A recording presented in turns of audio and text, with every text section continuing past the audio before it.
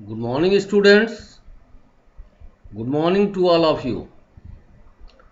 हम लोगों ने नमक पाठ के बोध एवं अभ्यास के प्रश्नों के पार्ट 1 को कर लिया था। उसमें जितने क्वेश्चंस लिखे गए थे उन पर चर्चा भी हो गई थी।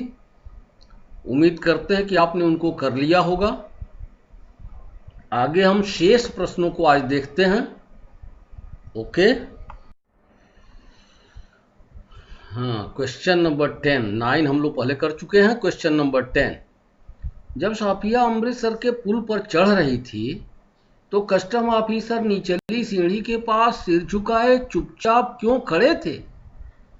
क्या साफिया के प्रति उनके मन में कहीं कोई आत्मीय लगाव हो गया था या प्रेम हो गया था?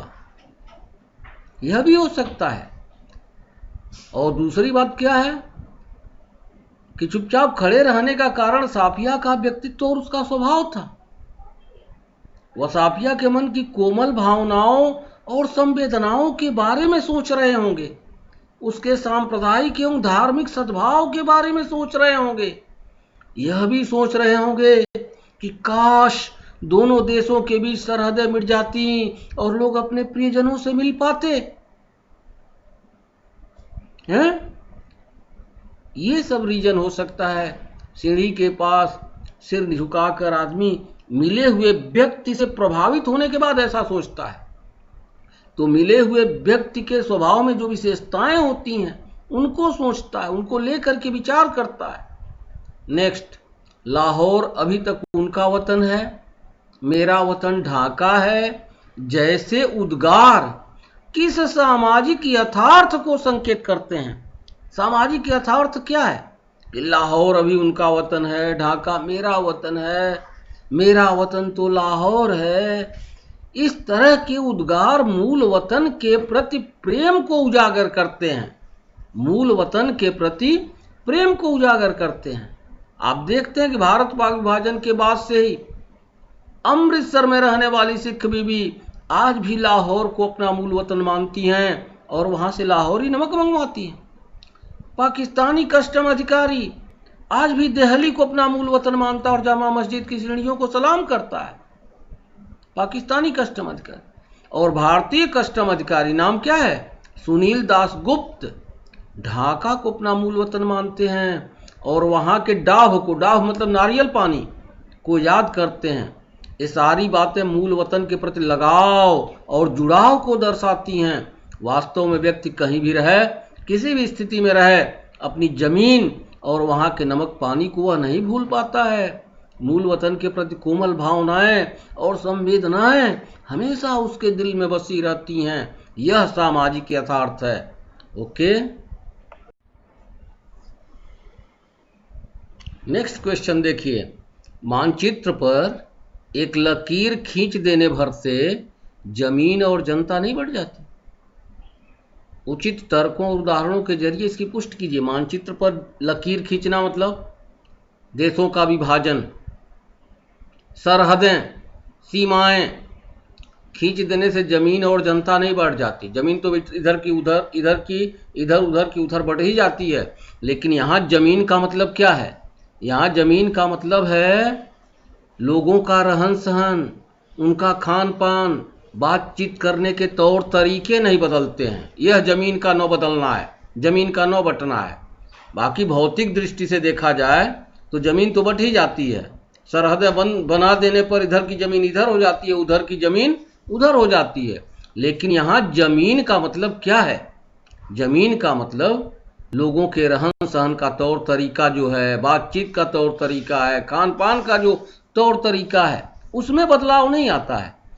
तो मानचित्र पर लकीर खींच देने से, मानचित्र पर लकीर क्यों खींचा जाता है, खींची जाती है? राजनीतिक स्वार्थ या मजहबी आधार पर मानचित्र पर लकीर खींची जाती है। देशों का विभाजन हो जाता है। तो आप वहीं से शुरू कीजिए। राजनीतिक स्वार्थ या मजहबी आधार पर किसी देश का विभाजन तो किया जा सकता है, लेकिन वहां रहने वाले लोगों के दिलों को, उनकी कोमल भावनाओं और संवेदनाओं को नहीं बांटा जा सकता है। जनता नहीं बढ़ जाती मतलब जनता के दिलों को नहीं बांटा जा सकता है, उनकी भावनाओं और संवेदनाओं को नहीं बांटा जा सकता है। जमीन मतलब उनके रहन सहन, खान पान और बातचीत के तौर तरीकों को नहीं बदला जा सकता है। यह इस सेंटेंस का मतलब हुआ।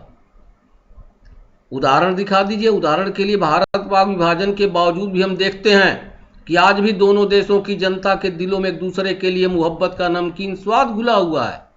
दोनों देशों के लोगों के दिलों में, जनता के दिलों में एक दूसरे के लिए मोहब्बत का नमकीन स्वाद घुला हुआ है।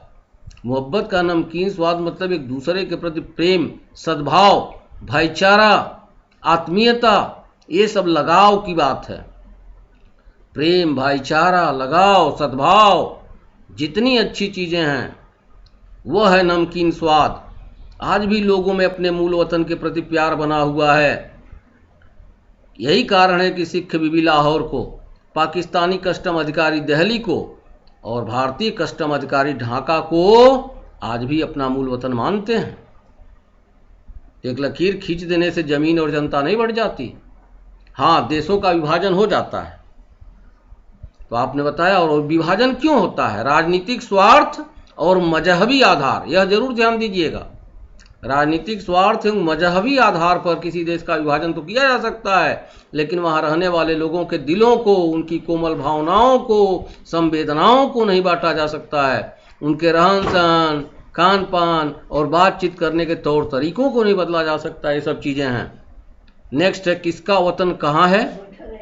किसका वतन कहाँ है? वह जो कस्टम के इधर आया उस तरफ। No one knows. किसका वतन कहाँ है? वह जो कस्टम के इस तरफ है या उस तरफ है। भारत पाक विभाजन के कारण मजहबी आधार पर लोगों को सरहदों के इस और उस पार उठाकर फेंक दिया गया। हाँ, उठाकर फेंक दिया गया है, समझिए। क्या इससे लोग अपने मूल वतन को भूल सके? नहीं, सरहदें उनको अपने मूल वतन से अलग नहीं कर पाई। राजनीतिक स्वार्थ तो पूरा हो गया, लेकिन यह हार्दिक यथार्थ नहीं बन सका। सिख बीबी और कस्टम अधिकारियों का मूल वतन से प्रेम इस बात का प्रमाण है। किसका वतन कहाँ है? अरे भैया, कस्टम के इस पार उस पार की बात तो राजनीतिक स्वार्थ के लिए होता है, मजहबी आधार पर होता है। लोगों के लिए इससे क्या लेना देना है? तो बहुत अच्छा प्रश्न है कि भारत पाक विभाजन के कारण मजहबी आधार पर लोगों को सरहदों के इस और उस पार उठाकर फेंक दिया गया। क्या इससे लोग अपने मूल वतन को भूल सके? नहीं, सरहदें उनको अपने मूल वतन से अलग नहीं कर पाई।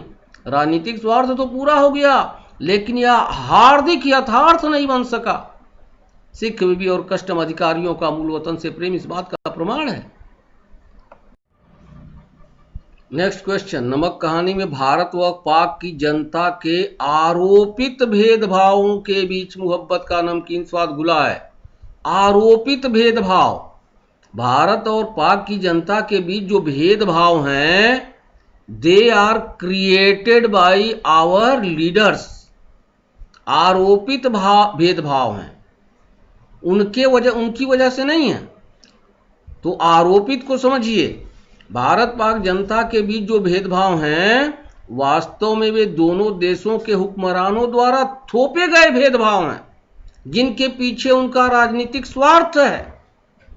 ऐसा नहीं कि कश्मीर का मुद्दा हल नहीं हो सकता, किंतु ये हल करना ही नहीं चाहते हैं। जहां तक जनता की बात है, वह तो अमन चाहती है। पाठ में हम देखते हैं कि हिंदू मुसलमान कितने प्रेम से एक दूसरे से मिलते हैं, एक दूसरे के प्रति उनके मन में कितनी अच्छी भावनाएं हैं, कैसा प्रेम है, कैसा सौहार्द है, कैसा भाईचारा है, कैसी आत्मीयता है। लोग कस्टम और कानून से अधिक इंसानियत को महत्व देते हैं। तो प्रूफ हो गया कि जो भेदभाव है वह आरोपित है, थोपा गया है। नेक्स्ट, भारत पाक के लोग यह मानते हैं कि रफ्ता रफ्ता सब ठीक हो जाएगा, धीरे धीरे सब ठीक हो जाएगा। क्या नई पीढ़ी के आने पर भी यह उम्मीद बनी रहेगी? तो आप क्या कहेंगे? मुझे तो नहीं लगता है कि रफ्ता रफ्ता सब ठीक हो जाएगा। जब आज की पीढ़ी के संबंधों के सुधार की हम उम्मीद नहीं कर सकते, तो कैसे कहें कि नई पीढ़ी से संबंधों के सुधार की बात हो जाएगी? तो आप क्या कहेंगे? मुझे तो नहीं लगता कि रफ्ता रफ्ता सब ठीक हो जाएगा। जब आज की पीढ़ी से संबंधों के सुधार की उम्मीद हम नहीं कर सकते, तो कैसे कहें कि नई पीढ़ी से संबंधों के सुधार की बात सोची जा सकती है। धर्म और संप्रदाय के नाम पर जिस तरह से आज छोटे छोटे बच्चों के मन में जहर घोला जा रहा है, उससे तो नहीं लगता कि भारत पाक संबंधों में कभी सुधार हो सकता है। खैर, आशा ही जीवन है, आशा कर सकते हैं। तो आप इस तरह से लॉजिक दे सकते हैं कि क्या रफ्ता रफ्ता ठीक हो जाएगा। सीधे आप कह सकते हैं मुझे तो नहीं लगता कि रफ्ता रफ्ता सब ठीक हो जाएगा। जब आज की पीढ़ी को हम देखते हैं तो क्या देखते हैं? कहीं संबंधों के सुधार की उम्मीद दिखाई देती है? नहीं दिखाई देती है। तो अब आने वाली पीढ़ी से हम क्या उम्मीद कर सकते हैं? उसको तो कुछ पता ही नहीं है कि भारत और पाक दोनों एक ही देश के दो अंश हैं, एक ही जमीन है, सब कुछ एक है। उनके मन में तो आज ही से जहर घोला जा रहा है, बचपन से ही जहर घोला जा रहा है, धर्म के नाम पर, संप्रदाय के नाम पर। तो फिर भला उनसे कैसे हम संबंधों के सुधार की उम्मीद कर सकते हैं? ओके, आगे देखते हैं। नेक्स्ट, वर्तमान परिवेश में भारत पाक संबंधों की स्थिति तथा उसमें सुधार के उपाय। भारत पाक संबंधों की स्थिति क्या है? आप जानते हैं कि भारत और पाक के संबंध अच्छे नहीं हैं। पाक भारत में आतंकवादी गतिविधियों को बढ़ावा देता रहता है। दोनों देश विश्व स्तर पर एक दूसरे को नीचा दिखाने की कोशिश में लगे रहते हैं। यहां तक कि दोनों देशों के बीच क्रिकेट जैसे खेलों का आयोजन भी बंद हो गया है। तो संबंध अच्छे नहीं हैं। हाँ, भारत पाक संबंधों में सुधार के लिए कुछ उपाय किए जा सकते हैं, जैसे दोनों देशों के बीच रक्त संबंध मतलब शादी विवाह, विज्ञान, साहित्य, कला आदि का आदान प्रदान किया जा सकता है। रक्त संबंध, विज्ञान, साहित्य, कला आदि का आदान प्रदान किया जा सकता है। क्रिकेट आदि खेलों का समय समय पर आयोजन किया जा सकता है। आयात निर्यात के नियमों को सरल बनाकर उसमें तेजी लाई जा सकती है। और भी कुछ आप उपाय समझ सके तो लिख सकते हैं, लेकिन इतना पर्याप्त है। कुछ और बातें आपको बता दें। नमक का संबंध क्या दिखाता है? भावनात्मक लगाव दिखाता है। यहाँ भावनात्मक लगाव, भावनाओं, संवेदनाओं आदि की बात बहुत की गई है। मूल वतन के प्रति प्रेम को दिखाया गया है। जमीन पर खींची रेखाएं लोगों के अंतर्मन तक नहीं पहुंच पाई हैं। राजनीतिक यथार्थ के स्तर पर उनके वतन की पहचान भले ही बदल चुकी है, लेकिन यह उनका हार्दिक यथार्थ नहीं बन पाया है। इसीलिए कहा गया कि दिलों को बांटना संभव नहीं है। ओके, कर लीजिएगा। Thank you.